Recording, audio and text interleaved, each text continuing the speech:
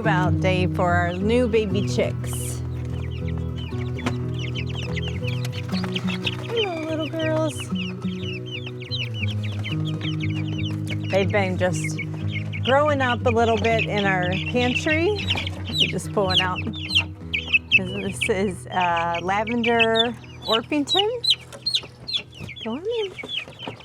And they've just been growing in our pantry. No, that wasn't a lavender Orpington. What was that? Do you remember? I don't remember what we got now.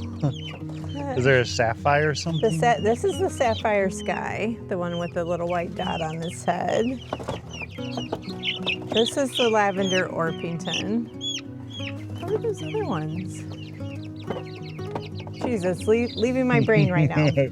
But anyway, they're big enough to come outside. We're still getting chilly nights, and they don't quite have all their feathers, but enough to keep them warm with a little heat lamp. We're gonna keep them locked up for now in our outdoor chicken coop. Isn't it great? Todd made me this several years ago now for my birthday, and with the idea that we thought we would, during fair weather months, pasture raise our laying hens. It was just a little bit too much damage for the lawn because we like to play back here too. And I don't want to put them so far out from the property, like in the back pasture, that we can't keep an eye on them from birds of prey and other predators. So we use it mainly for brooding, raising young chicks, turkeys, things like that.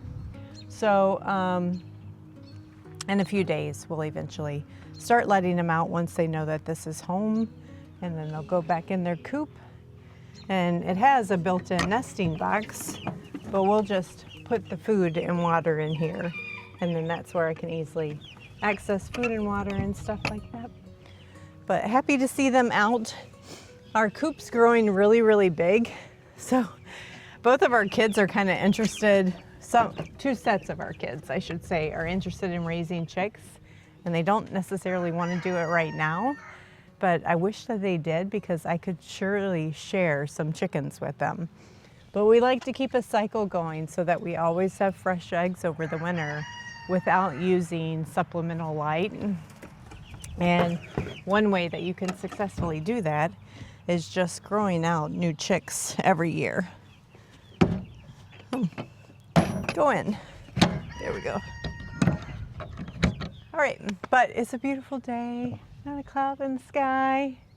We got some stuff to do in the garden, or at least to get the garden ready. And we want to give you an update on our asparagus and other things. So come with us. Well, do you think our neighbors are fans of our dandelions? Yes or no? We are one of those homes on our street where we do nothing to our yard. No, nothing. As far as weed and feed or anything like that. Weed and feed or anything like that. The dandelions are here. They're here for a reason. They're here for our bees. My one neighbor, their yard looks exactly the same. My other neighbor, no dandelions. You see a straight line. So it's there's funny like to a see. straight line, Yeah.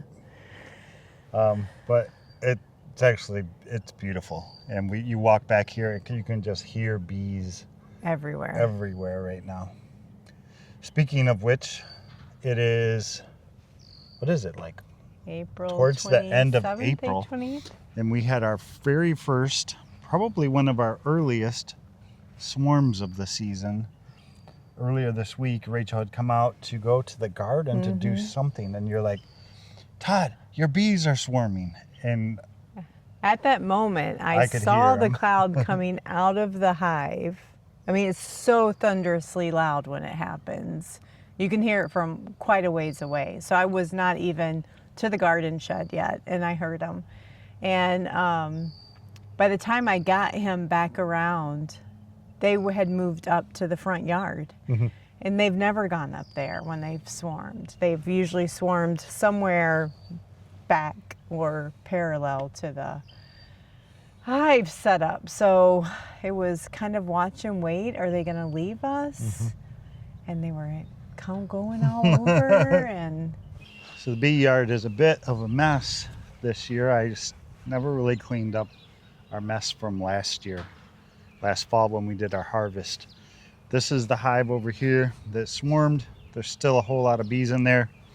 The swarm, we did end up catching them. They were way up high in a pine tree up there, higher than I could comfortably reach with a ladder, but we used a extendable pole saw, and we like duct taped a bushel basket to it, and we raised it up there, and bam, bam, bam, they all fell in the bucket. We dumped them in a swarm trap, and they're now in this box, and quite plentiful and quite happy. Wow, they are flying in and out right now. Yeah, they are busy, busy bees.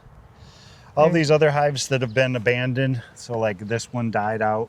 We basically only have 2 colonies so far this year, but we have one more than what we started with. So one of our priorities for this year is to do better at beekeeping, and we've gone from 1 to 2, so I guess technically on paper we're doing a good job. I'd like to get more, but I don't really want to buy them. I mean, it gets expensive buying bees year after year after year. So we'll see how things go. But while you didn't necessarily clean up, the bees are doing a great job themselves cleaning up. They are. They're all over these wax boxes. Yep. So this box I took off the other day, and it's quite heavy, so there's probably lots of honey in there from last season, or sugar water from when we fed at the end of last season. So they're cleaning that up, and they'll use it. None of it will go to waste.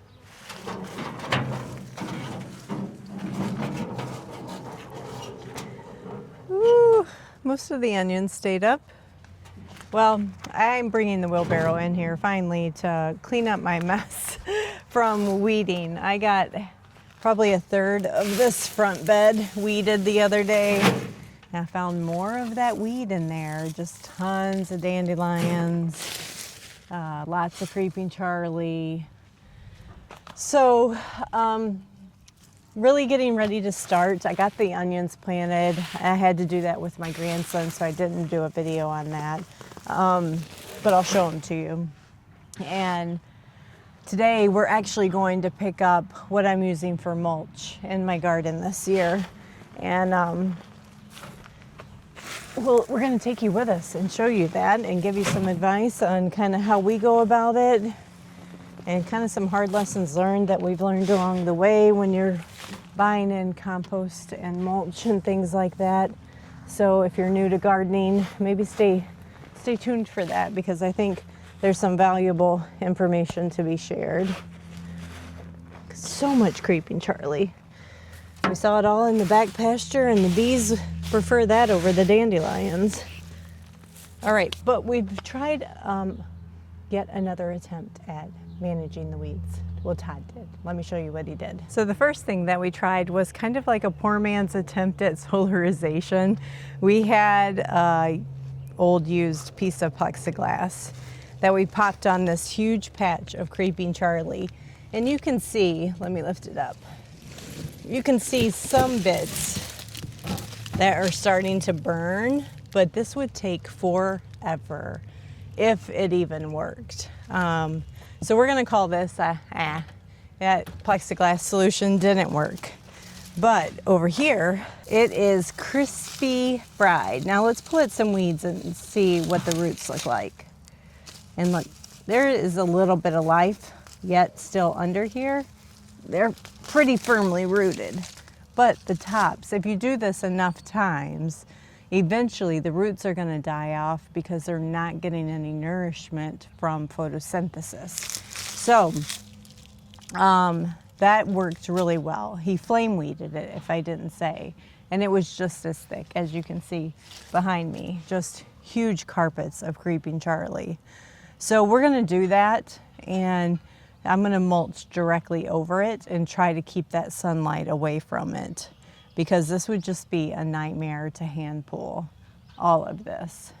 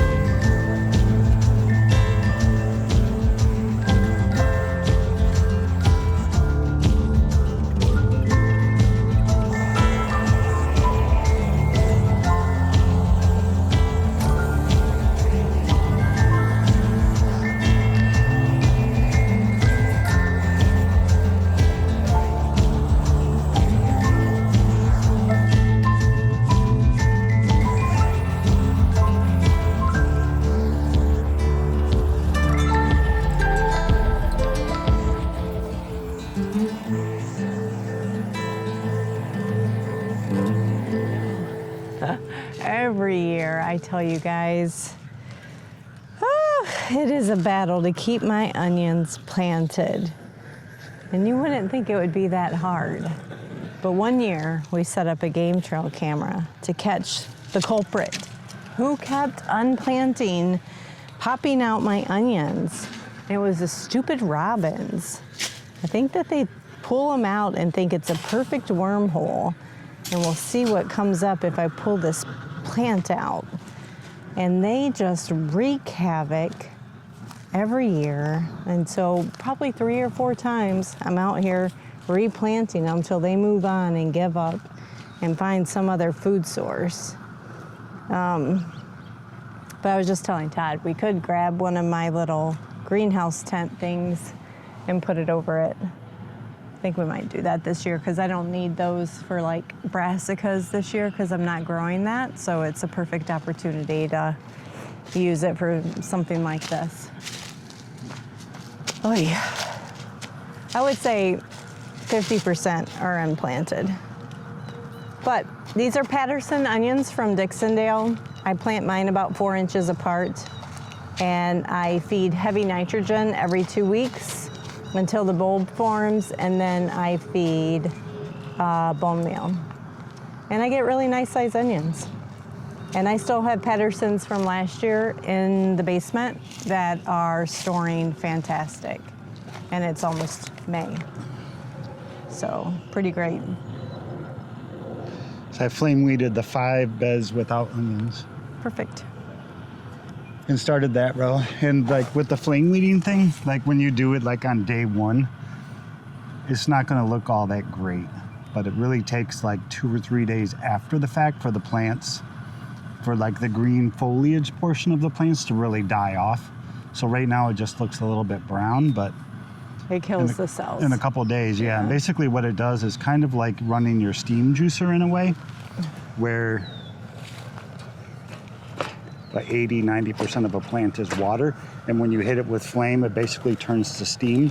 So it ruptures all of the cells in the green parts of the plant. Once there's no green parts of the plant left, most plants will die because they can't photosynthesize the sun anymore to generate nutrients for themselves. Yep. I'd even tried some of the dandelions, so we'll see if that works. Yeah, I do think you have to do it a few times. Right. For it to be successful. Yeah, market gardeners, I believe, have really good success with it early on in the season, like when the weeds first pop. You burn them, and then you wait 3 or 4 or 5 days, and then more weeds will pop, and then you burn them. And you go through that process an unknown number of times to be successful. Right. But what Rachel's thinking is if we burn them, we let them die off, and then we completely smother them with mulch so that they can't get sunlight, even if they do try to resprout. That's kind of our... Yeah, I think so.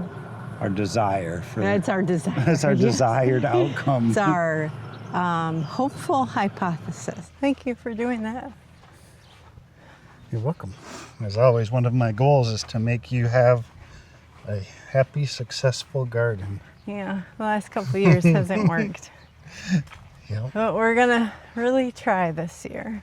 Yep, we got one whole bed flame weeded for the first round. We'll come back in a couple days when it all turns brown and crispy. We'll flame weed it again. This time we're gonna have the hose handy because fires kept breaking out everywhere. But we're taking a break for a few minutes. We're running the house. We got a video that we're trying to get published today, and Rachel needs to check her phone and have a snack and a drink, and then we'll get back to work. To change of plans. The farmer that Rachel got in touch with on Facebook just wrote back while we were out in the garden and said, can you come 45 minutes ago? So we were late. She messaged him. He said, yep, come now. So we're good. So we're going to hit the road. I don't know if we're going to film necessarily while we're there to respect their privacy, but we'll pick you guys back up again on the way home. Yep. And show you what we got and tell you why we got it and what we're going to do with it. That's right. Well, this is it. We picked up a big round bale of just grass hay. It's first cutting hay, so very low seed in it. And it's last year's hay. This is going to be my return to Ruth Stout start. Super successful Ruth Stout gardening. It just nourishes the soil so much. There are pros and cons that come with every style gardening. I've just had great success with it. When I was Ruth Stout gardening, I rarely had weeds in my garden. So we're gonna do the flame weeding through the garden over this next week, at least twice. And then our plan is to roll this, not necessarily roll it, but take chunks of it and layer it in the garden. I'm not certain that one bale is gonna do it. I may need to, but we're gonna see how far we can get with just the one bale this time. And this is it, just good. There's a little green hue to it left, but for the most part, it's good and dry. We're gonna lay down a tarp and put it on the tarp and then cover it with the tarp because it's just gonna, I think they weigh like 500 pounds, something like that. And if that was to get wet, it would be a nightmare to lift and maneuver. So. You might be able to use if we use a sawzall and cut chunks, maybe we can grab it with a grapple and. Oh, maybe. Maybe. Alrighty, so wish me luck this year. I wish you guys all the best gardening and doing what you're doing. Stay tuned though, we are still headed to the asparagus row to show you an update on our asparagus plot.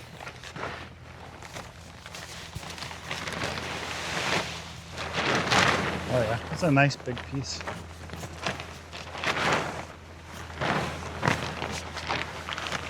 What are you doing? Why don't you just roll it out right here and then this can roll over the top. That direction? Okay. Yeah. What are you doing? What are you doing? What are you doing?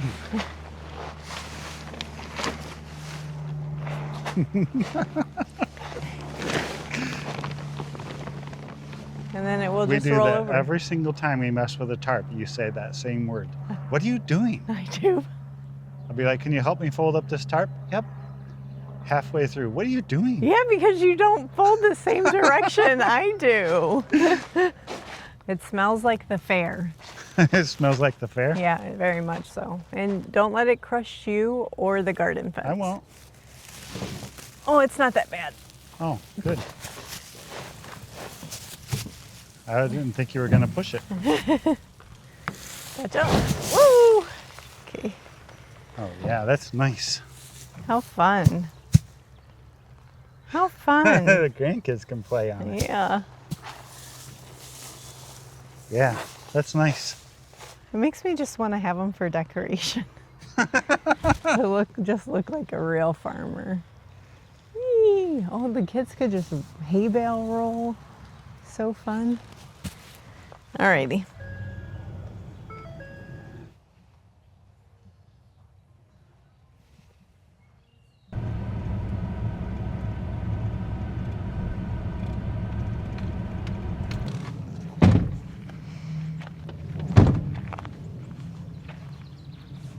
I saw it when we were driving in. That was incredible.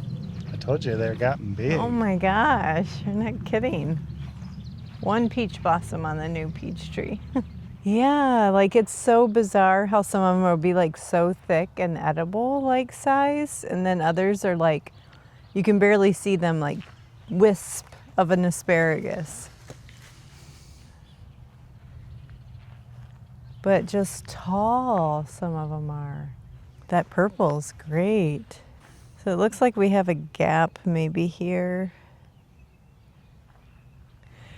But how interesting, how fast it happens when they unfurl, you know, which I think is past their prime. Yeah. You know, I mean, I know we can't eat them this size, but when they're older, you know what I mean? Mm-hmm. I think you kind of have to come out every single day and pick them at just that right time. It's like LSU in my garden. So cute. So we planted these asparagus. There's 2 rows with about 25 in each. 25 asparagus crowns. Does that sound about right? Close enough, yeah. Yeah, we planted them last spring. We'll show you a clip or two here of us planting them. I think the first batch of them we ordered from our local conservation district. So they came with our spring tree order that we always do every year. And then I think we bought 2 more bundles from Luke at M.I. Gardner. Yeah. And I don't know which ones are which. I think we originally left some tags in place so we would know which ones are which, but They're long gone. green ones and purple ones. That's the only 2 kinds we planted. Mary Washington is the green ones, and the purples are called Purple Passion. Yeah. So- Couple more years and we'll do a harvest, but it's just good to see that they made it, because Right. we literally planted them and walked away and never did another thing to them. We didn't fertilize, we didn't cover over the winter.